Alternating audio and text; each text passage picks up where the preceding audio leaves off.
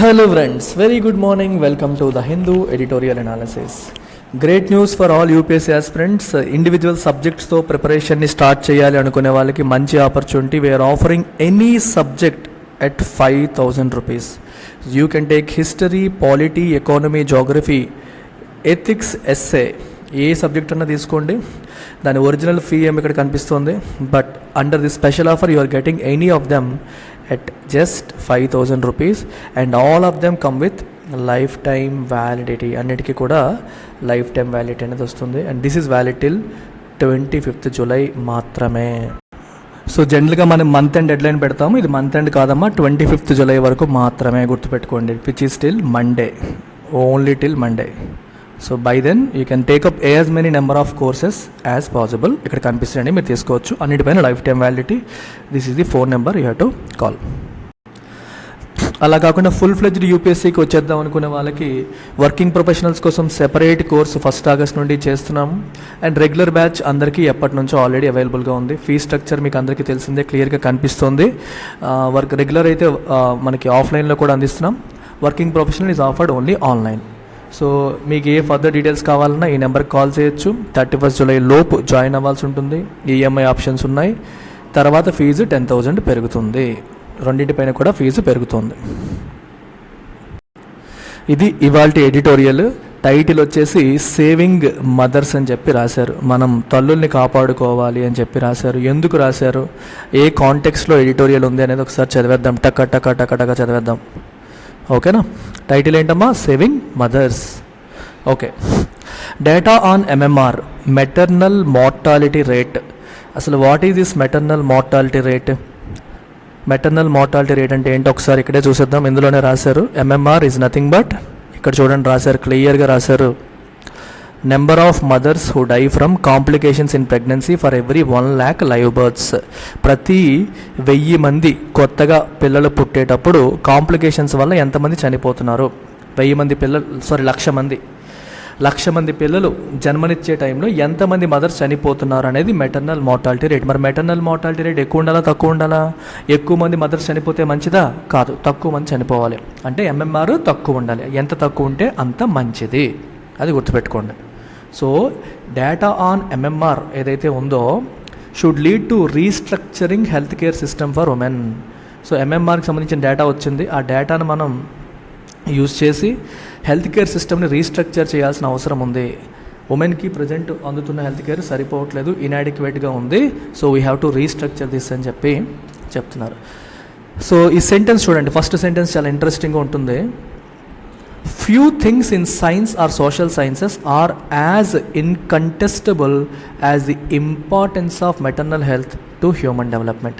Human డెవలప్మెంట్కి maternal health అనేది ఎంత ఇంపార్టెంట్ అనే విషయంలో దెర్ ఈజ్ నో కాంటెస్ట్. అంటే అది అంత ఇంపార్టెంట్ కాదు అనే డిస్కషన్ అనేది లేదు. ఇన్కంటెస్టబుల్. ఓకే, ఇక్కడ ఫ్యూ అనే పదాన్ని రాశారు. ఫ్యూ అంటే ఆల్మోస్ట్ నో అని అర్థం అనమాట. హ్యూమన్ డెవలప్మెంట్ విషయంలో మెటర్నల్ హెల్త్ అనేది absolutely important. There is no contest about it, there is no discussion about it and there is no debate around it అని దీని యొక్క meaning. Maternal mortality indicates a women's ability to access health care, contraceptive devices. Contraceptives అంటే తెలుసు కదా మీకు, ఈ గర్భం రాకుండా ఆపేవి, nutrition, and in a sense is a mark of the efficiency of a healthcare system in responding to demands made of it. గుర్తుపెట్టుకోండి, చాలా ఇంపార్టెంట్. మెటర్నల్ మార్టాలిటీ రేట్ మనకి దేన్ని ఇండికేట్ చేస్తుంది? ఎక్కువ మంది ఉమెన్ చనిపోతున్నారు అంటే దేన్ని ఇండికేట్ చేస్తుంది? హెల్త్ కేర్ సిస్టమ్ అంత ఎఫిషియెంట్గా లేదు, హెల్త్ కేర్ సిస్టమ్ ఎఫిషియెంట్గా లేదు అని చెప్పి అర్థం. అలాగే చూడండి, కాంట్రసెప్టివ్ డివైసెస్కి యాక్సెస్ ఉంది లేదు అన్నది డిఫరెన్స్. ఇప్పుడు చాలామంది అన్వాంటెడ్ ప్రెగ్నెన్సీస్ వస్తుంది. అన్వాంటెడ్ ప్రెగ్నెన్సీ రాకుండా యూజ్ చేసేవి కాంట్రసెప్టివ్ పిల్స్. అవి వాడికి యాక్సెస్ ఉందనుకోండి, వాళ్ళు ప్రెగ్నెన్సీ రాకుండా ఆగలుగుతారు. వాటికి యాక్సెస్ లేదనుకోండి, అన్వాంటెడ్ ప్రెగ్నెన్సీ వస్తుంది, దాన్ని ఎండ్ చేసే ప్రయత్నంలో చనిపోతారు, లేదా ఎర్లీ ఏజ్లో రావడం వల్ల పిల్లల్ని కనే ప్రయత్నంలో చనిపోతారు. మెటర్నల్ మార్టాలిటీ రేట్ పెరిగిపోతుంది.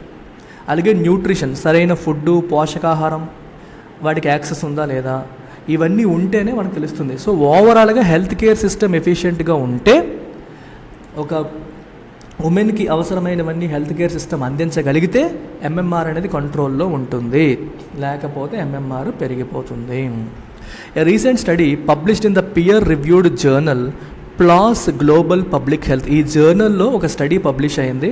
ఇది పియర్ రివ్యూడ్ జర్నల్ అని రాశారు. పియర్ రివ్యూడ్ అంటే అర్థం ఏంటంటే ఎవరైతే ఈ జర్నల్ని పబ్లిష్ చేస్తున్నారో, ఏ వ్యక్తి రీసెర్చ్ చేసి ఈ జర్నల్ని పబ్లిష్ చేస్తున్నారో ఆ రీసెర్చ్ జర్నల్ని పియర్ రివ్యూ అంటే ఇతను ఏ స్టేచర్లో ఉన్నారో అట్లాంటి అతని క్యాడర్లో అతనంతగా చదువుకున్న వ్యక్తులు దాన్ని రివ్యూ చేశారు అని అర్థం.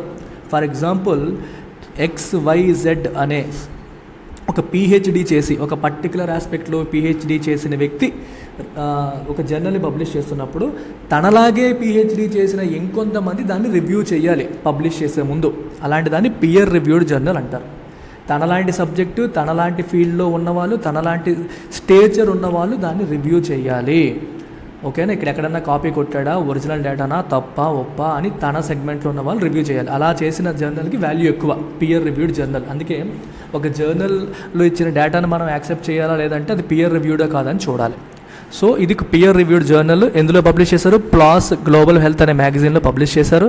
It costs a shadow over the progress of health care targeting women in India but also questions the reliability of the countries own periodic estimates of maternal mortality ratio RMMR, which is number of mothers who die from complications in pregnancy for every 1 lakh live births. Very very important sentence. చూసారా ఎంత బాగా రాశారు ఇక్కడ. ఈ జర్నల్లో వచ్చిన data ఏం చేస్తుంది? It cost a shadow. What is the meaning of cost a shadow? మనం ఏదో అనుకుంటున్నాం, ఒక పాజిటివ్గా అనుకుంటున్నాం, but if something cost a shadow it means cause something to be less good. అంటే మీరు చూడండి, ఈ progress of public health care అనేది అంత బాగా లేదు అని అర్థం. ఈ జర్నల్లో పబ్లిష్, ఈ మ్యాగజైన్లో పబ్లిష్ చేసిన జర్నల్ ఏం చెప్తుంది? ఇండియాలో హెల్త్ కేర్లో ఉన్న ప్రోగ్రెస్ అంత బాగా లేదని చెప్తుంది. అంత బాగా లేదని చెప్పడానికి ఏ పదాన్ని వాడారు? Cast a shadow over, which means cause something to be less good. అంత బాగాలేదు అని చెప్పడం. ప్రోగ్రెస్ ఆఫ్ హెల్త్ కేర్ ఏ విషయంలో? టార్గెటింగ్ ఉమెన్, ఎస్పెషలీ ఉమెన్కి సంబంధించిన హెల్త్ కేర్, ఉమెన్కి అవసరమైన హెల్త్ కేర్ సిస్టమ్స్ ఇండియాలో అంతా బాగలేవు. And also questions the reliability of countries own estimates. ఇండియాలో మనం మెటర్నల్ మార్టాలిటీ రేట్ కోసం ఎస్టిమేట్స్ తీసుకుంటాం. ఆ ఎస్టిమేట్స్ యొక్క రిలయబిలిటీని కూడా, అది ఎంతవరకు ఆధారపడదగ్గది, ఆ డేటా జెన్యూనేనా కాదా అనే విషయంలో కూడా ప్రశ్నలు లేవనెత్తింది అని అర్థం అనమాట. Researchers from the international institute for population sciences triangulated data from routine records of maternal deaths under the health management information system with census data and the sample registration system to provide the MMR for all states and districts of India. చూడండి, చాలా important aspect ఇక్కడ. International institute for population sciences నుంచి ఉన్న researchers ట్రయాంగులేట్ చేశారు. Data triangulation అంటే అర్థం ఏంటి? మీరు ట్రయాంగులేట్ అనే పదాన్ని గూగుల్ చేస్తే మీకు put it in triangles, divide it into triangles, ఇట్లాంటి మీనింగ్ వస్తుంది. కానీ ఆ మీనింగ్ ఇక్కడ ఫిట్ కాదు. Triangulation of data is a different meaning. Triangulating data అంటే అర్థం ఏంటంటే ఒక పర్టికులర్ ఆస్పెక్ట్ కోసం వేరియస్ సోర్సెస్ నుంచి డేటాని తీసుకోవడం. అర్థమవుతుందా? You are taking data not from one source but from different sources. Cross validation, cross checking అంటాం. ఫర్ ఎగ్జాంపుల్, నీకు హెల్త్ కన్సర్న్ వచ్చింది, నువ్వు సింగిల్ డాక్టర్ దగ్గర కాకుండా కొన్నిసార్లు సెకండ్ ఒపీనియన్ కోసం, థర్డ్ ఒపీనియన్ కోసం వేరే డాక్టర్ దగ్గరికి వెళ్తావు. ఎందుకు చేస్తున్నావు? ఇది క్రాస్ చెకింగ్, వ్యాలిడేషన్. మొదటి డాక్టర్ చెప్పింది కరెక్టేనా కాదా, మేబీ ఇంకొకరిని అడిగితే క్లారిఫై అవుతుంది కదా అని సెకండ్ ఒపీనియన్కి, థర్డ్ ఒపీనియన్కి వెళ్తాం. అలాగే నువ్వు డేటా తీసుకునేటప్పుడు 2 to 3 డిఫరెంట్ సోర్సెస్ నుంచి తీసుకొని వాటిని నువ్వు బేరీజ్ వేసుకొని చూసావు అనుకో, దాన్ని ట్రయాంగులేషన్ అంటాం. సో వీళ్ళు ఏం చేశారు? మామూలుగా హెల్త్ మేనేజ్మెంట్ ఇన్ఫర్మేషన్ సిస్టంలో ఉన్న మెటర్నల్ డెత్స్ డేటా ఏదైతే ఉందో దాన్ని సెన్సస్ డేటా మరియు శాంపుల్ రిజిస్ట్రేషన్ సిస్టంలో ఉన్న డేటాతో వెరిఫై చేశారు. శాంపుల్ రిజిస్ట్రేషన్ సిస్టమ్ అంటే అర్థం ఏంటి? A system which records number of births, number of deaths, వీటన్నిటిని రికార్డ్ చేసే సిస్టమ్ అనమాట ఈ sample registration system. Sample registration system ఇది ఏం చేస్తుంది మనకి? డెమోగ్రాఫిక్ సర్వే, బర్త్ రేట్ ఎంత, ఇన్ఫాంట్ మార్టాలిటీ రేట్ ఎంత, డెత్ రేట్ ఎంత, మెటర్నల్ మార్టాలిటీ రేట్ ఎంత, నేషనల్ లెవెల్లో, సబ్ నేషనల్ లెవెల్లో, ఒక నేషనల్ లెవెల్లోనూ మరియు స్టేట్ లెవెల్లో కూడా ఈ డేటా అంతా తీసి ఇస్తుంది శాంపుల్ రిజిస్ట్రేషన్ సిస్టమ్. సో దీంట్లో ఉన్న డేటా జనరల్గా మనకున్న హెల్త్ మేనేజ్మెంట్ సిస్టంలో ఉన్న మెటర్నల్ డెత్స్ డేటా అన్నింటినీ తీసుకుని వాళ్ళు బేరీజ్ వేయడం అనేది జరిగింది. మరి ఈ అనాలిసిస్ అనేది చివరికి ఏం చెప్పింది? It suggest that 70% of districts, అంటే 640 డిస్ట్రిక్ట్స్లో సర్వే చేశారు, దాంట్లో 448 districts in India have reported MMR above 70 days. వీటిల్లో ఎంఎంఆర్ 70 డెత్స్ పైన రిపోర్ట్ చేయడం అనేది జరిగింది. అంటే 70కి పైగా చావులు అవుతున్నాయి. అంటే ప్రతి 1,00,000 మంది పిల్లలు జన్మిస్తూ ఉంటే ఆ జన్మించే క్రమంలో 1,70,000 మంది చనిపోతున్నారు. ఎక్కడ 70% డిస్ట్రిక్ట్లో అబౌవ్ 70 చనిపోతున్నారని చెప్తున్నారు. 70 అనే ఫిగర్ని ఎందుకు హైలైట్ చేస్తున్నారు? బికాజ్ ఏ టార్గెట్, చూడండి ఇక్కడ ఏం రాశారో, a target under United Nations Sustainable Development Goals. United Nations Sustainable Development Goals ప్రకారం ఎంఎంఆర్ అనేది 70 లోపు ఉండాలి, అంటే తక్కువ ఉండాలి. కానీ ఎస్డీజీకి మించి ఉంది. మీరు కామెంట్ సెక్షన్లో ఏం రాస్తారంటే ఈ ఎంఎంఆర్ అనేది SDG United Nations Sustainable Development గోల్స్లో ఎన్నవది, వాట్ ఈజ్ ద నెంబర్? వీలైతే అన్ని ఎస్డీజీస్ రాయండి, ఎన్ని ఉన్నాయి అన్ని ఎస్డీజీస్ రాయండి. ఎంఎంఆర్ అనేది దేంట్లోకి వస్తుందో కూడా మీరు మెన్షన్ చేయండి. సో దాని ప్రకారం <70 ఉండాలి. బట్ అన్ఫార్చునేట్లీ 70% ఆఫ్ ఇండియన్ డిస్ట్రిక్ట్స్లో అబౌవ్ 70 ఉంది. Many of the districts in southern India and Maharashtra have an MMR of <70. South India, మహారాష్ట్రలో బాగానే ఉంది, <70 ఉంది. At the same time north eastern, central regions have the least number of districts with an MMR <70. North ఈస్ట్లోను, central రీజన్స్లో majority చోట MMR above 70 ఉంది. కొన్ని districts మాత్రమే, లీస్ట్ నెంబర్ ఆఫ్ డిస్ట్రిక్ట్లో మాత్రమే ఎంఎంఆర్ లెస్ ఉంది. అదర్వైజ్ మెజారిటీ డిస్ట్రిక్ట్స్లో ఎంఎంఆర్ అనేది 70 పైన ఉంది. Significantly, it also demonstrates the presence of huge within state inequalities. Significantly, ఇదేంటి డెమాన్స్ట్రేట్ చేస్తుంది? Huge with in state inequalities. అంటే రాష్ట్రం ఓకే, రాష్ట్రాలకి మధ్యలో ఇన్ఈక్వాలిటీస్ ఉన్నాయి, ఈక్వల్గా లేవు, ఒక్కొక్క చోట ఒక్కోలా ఉంది ఎంఎంఆర్ అని చెప్తోంది. Even among the better performers Karnataka, Tamil Nadu, Kerala, Andhra Pradesh and Telangana. Similar heterogeneity, అంటే హోమోజీనిటీ లేకపోవడం, డిఫరెంట్గా ఉండడం was observed in other states as well. అంటే విత్ ఇన్ స్టేట్ అర్థం ఏంటి? విత్ ఇన్ స్టేట్ కూడా అన్ని డిస్ట్రిక్ట్స్ ఒకేలా లేవని అర్థం. కొన్ని డిస్ట్రిక్ట్స్ <70, కొన్ని డిస్ట్రిక్ట్స్ ఏమో అబౌవ్ 70 ఉంటున్నాయి. ఒక స్టేట్లో అన్ని డిస్ట్రిక్ట్స్లో కూడా సేమ్ లెవెల్ లేదు అని మీనింగ్ అనమాట ఇక్కడ. చూడండి, according to the SRS sample registration system ప్రకారం, ఇప్పుడే మాట్లాడాను, వాటి sample registration system birth rate, death rate, MMR, IMR అన్ని డేటాని రిజిస్టర్ చేసేది, సెన్సస్లో భాగంగా చేస్తారు. Only Assam has an MMR of more than 200 పైన, అంటే 1,00,000 బర్త్స్ ఇచ్చినప్పుడు 200 మంది మదర్స్ 200 మంది పైగా చనిపోతున్నారు. అలా ఒక్క అస్సాంలో మాత్రమే 200 పైగా చనిపోతున్నారు. While in this district level assessment indications are that about 130 districts have reported above 200 MMR. State లెవెల్లో చూస్తే ఒక్క అస్సాంలో మాత్రమే డెత్స్ చాలా ఎక్కువ ఉన్నాయి. డిస్ట్రిక్ట్ లెవెల్లో చూస్తే మనం ఎన్ని డిస్ట్రిక్ట్స్ని చూసాము? ఆల్మోస్ట్ 640 డిస్ట్రిక్ట్ చూసాం. ఇక్కడ చూడండి 640. ఈ 640 డిస్ట్రిక్ట్స్లో 130 డిస్ట్రిక్ట్స్లో 200 పైన ఎంఎంఆర్ ఉంది, అది చెప్తున్నారు. ఇట్ ఈస్ ఐరానిక్, అంటే self contradictory, that as the nation plans to celebrate the 75th anniversary of independence grandly, so many districts still show a very high MMR, clearly indicative of the inadequacy of responsiveness of health systems. అంటే మన health systems యొక్క responsiveness ఎంత ఇన్యాడిక్వేట్గా ఉంది, health systems యొక్క responsiveness ఎంత ఇన్యాడిక్వేట్గా ఉంది అని మనకి ఏం తెలుస్తుంది? దేని ద్వారా తెలుస్తుంది? ఈ వెరీ హై ఎంఎంఆర్ వల్ల. మీకు అర్థమవుతుందా? 75వ యానివర్సరీకి మనం వస్తున్నాం, చాలా గ్రాండ్గా సెలబ్రేట్ చేసుకోవాలనుకుంటున్నాము. అదొక పాజిటివ్ సినారియో. మరి పాజిటివ్ టైంలో మనం దేశం 75 వసంతాలు స్వతంత్రం వచ్చిన తర్వాత 75 వసంతాలు నిండిన క్రమంలో మనం ఎంతో హ్యాపీగా ఉండాల్సిన టైము, అన్ని పాజిటివ్స్గా ఉండాల్సిన టైము. అన్ఫార్చునేట్లీ మన హెల్త్ సిస్టమ్ యొక్క రెస్పాన్సివ్నెస్ ఇన్యాడిక్వేట్గా ఉంది, ఎస్పెషల్లీ ఉమెన్ విషయంలో. అందుకే ఇక్కడ ఐరానిక్ అని రాశారు. ఐరానిక్ అంటే ఒకటి పాజిటివ్ ఉన్నప్పుడు మనం పాజిటివ్గా ఎక్స్పెక్ట్ చేస్తాం, బట్ అన్ఫార్చునేట్లీ దానికి కాంట్రడిక్టరీగా మనకి ఇక్కడ ఉంది. హ్యాపెనింగ్ ఇన్ ఏ కాంట్రరీ వే. మనం పాజిటివ్ ఎక్స్పెక్ట్ చేస్తాం, అన్ఫార్చునేట్లీ నెగిటివ్స్ ఇక్కడ జరుగుతున్నాయి. But that is not the only reason, that is not the only reason అని చెప్పి రాశారు. అంటే హెల్త్ సిస్టమ్ యొక్క ఇన్యాడిక్వసీ, రెస్పాన్సివ్నెస్ సరిగ్గా లేదని చెప్పి ఒక పాయింట్ రాశారు. కానీ అదొకటే కాదు అంటున్నారు. ఇంకేంటో చూడండి. అంటే హై ఎంఎంఆర్కి ఉండడానికి కారణాలు ఏంటి అంటే హెల్త్ సిస్టమ్ రెస్పాన్సివ్గా లేదు అని చెప్పి ఒక రీజన్ చెప్పారు. కానీ అదొకటే రీజన్ కాదు, మరి ఇంకేమున్నాయి? There is adequate proof that improvements in access to contraceptives, antenatal care. Antenatal care అంటే మనకి డెలివరీకి ముందు, డెలివరీ అవుతున్నప్పుడు తీసుకోవాల్సిన జాగ్రత్తలు, ఉండాల్సిన కేర్ సిస్టమ్ అనమాట. పోస్ట్ డెలివరీ హెల్త్ కేర్ చూడండి, ఇది పోస్ట్ డెలివరీ, డెలివరీకి ముందు ప్రీ డెలివరీని యాంటీనేటల్ అంటారు. పోస్ట్ డెలివరీ అవ్వంగానే హెల్త్ కేర్కి ఉండాల్సిన ఫెసిలిటీస్, బాడీ మాస్ ఇండెక్స్, మన హైట్కి వెయిట్కి తగ్గట్టు మనం ఉన్నామా లేదా, అంటే హైట్కి తగ్గట్టు వెయిట్ ఉందా, ఎక్కువ ఉందా. బిఎంఐ బాగా ఎక్కువ ఉందంటే మనకి హైట్కి మించి చాలా ఎక్కువగా వెయిట్ ఉందని అర్థం. సో బాడీ మాస్ ఇక్కడ చూసారు కదా, బాడీ ఫ్యాట్ అనేది హైట్కి వెయిట్కి తగ్గట్టు ఉందా లేదా ఎక్కువ ఉందా అనేది దీన్ని బట్టి మనకు తెలుస్తుంది. And the economic status, right. వీటన్నింటిలో మనం ఇంప్రూవ్మెంట్ చేస్తే besides concerted reduction of higher order birth. చూడండి, హైయర్ ఆర్డర్ బర్త్ అంటే అర్థం ఏంటి?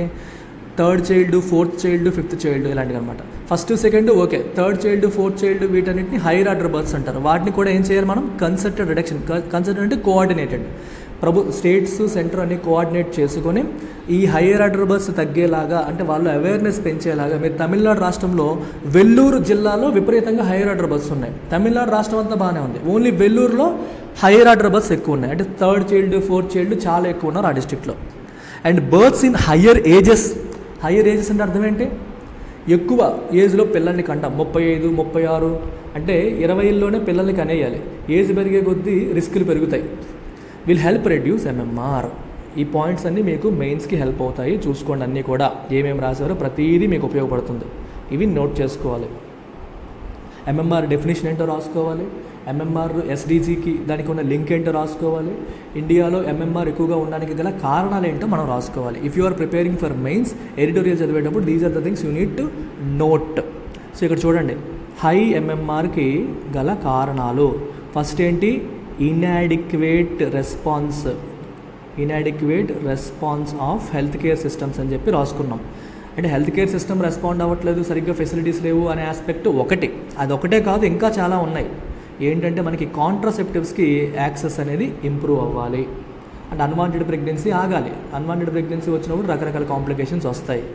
యాంటీనేటల్ కేర్ అంటే ప్రీ డెలివరీకి ఫెసిలిటీస్ పెరగాలి. పోస్ట్ డెలివరీ ఫెసిలిటీస్ ఇంప్రూవ్ అవ్వాలి.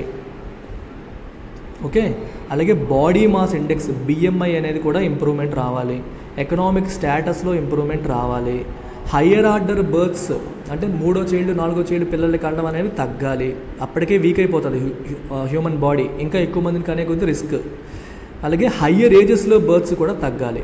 హయ్యర్ ఏజెస్, ఎక్కువ ఏజ్లో పిల్లల్ని కండం, ఎర్లీగా కనకపోవడం, మరీ ఎర్లీ మంచిది కాదు, ఎక్కువ ఏజు మంచిది కాదు. మరీ ఎర్లీ మంచిది కాదు, మరీ ఎక్కువ ఏజ్లో కన్నా కూడా మంచిది కాదు. సో అవన్నీ తగ్గాలి. The message during this mile stone anniversary year is 2-pronged. మరి ఏంటి మెసేజ్ మనం ఇస్తుంది? ఇది 2-pronged. ఎలా అంటారు చూడండి, ఇది 2-pronged అని అంటాం. అంటే 2 ఆస్పెక్ట్స్ ఉన్నాయి దాంట్లో అని. ఒకటి, improve overall care for women. ఓవరాల్గా ఉమెన్కి హెల్త్ కేర్ ఇంప్రూవ్ చేయాలి. 2, keep real time track of such crucial health data. మనం ఏదైతే ఇప్పుడు మాట్లాడామో హైయర్ ఏజెస్లో బర్త్లు ఎన్ని జరుగుతున్నాయి, హైయర్ ఆర్డర్ బర్త్స్, ఇలాంటి వాటి అన్నిటి డేటాని రియల్ టైమ్ ట్రాకింగ్ చేయాలి. Immediate action is required to meet the SDG goal regarding IMR. ఐఎంఆర్కి సంబంధించిన ఎస్డీజీ గోల్ని మనం మీట్ అవ్వడానికి ఇమీడియట్ యాక్షన్ తీసుకోవాలి. Ultimately it is more than about just the numbers. Obviously it is not just about numbers. There are people, mothers and infants and entire families behind these numbers who will benefit from such an urgent and intense action in reducing eminently preventable, that's ఈ preventable, eminently అంటే notably ఈ preventable death. preventable అంటే ఏంటి? ఆపగలిగే చావు. మనం జాగ్రత్తలు తీసుకుంటే ఈ చావులను ఆపగలుగుతాం. ఈ చావుల్ని ఆపడానికి మనం we need to take urgent and intense action అనేది తీసుకోవాలి. ఇంటెన్స్ యాక్షన్, అర్జెంట్ యాక్షన్ అనేది తీసుకోవాలి. అప్పుడే మనకి మదర్స్ని కాపాడగలుగుతాం, ఇన్ఫాంట్స్ని కాపాడగలుగుతాం, వాళ్ళ మీద డిపెండ్ అయిన ఎంటైర్ ఫ్యామిలీస్ని కాపాడగలుగుతాం. మదర్కి ఏమన్నా అయితే ఆ మదర్ కేర్లో పెరగాల్సిన పిల్లలు అనాథలు అయిపోతారు. మదర్లీ కేర్ లేక వాళ్ళు సఫర్ అవుతారు, సైకలాజికల్గా వాళ్ళు సఫర్ అయ్యే పరిస్థితులు కూడా వస్తాయి. ఇలా రాకుండా ఉండాలి అంటే మదర్స్ని మనం కాపాడుకోవాలి. అందుకే టైటిల్ ఏమి ఇచ్చారు, సేవింగ్ మదర్స్ అని చెప్పి ఇచ్చారు. Very very important data point. That's about it. Take care. Bye.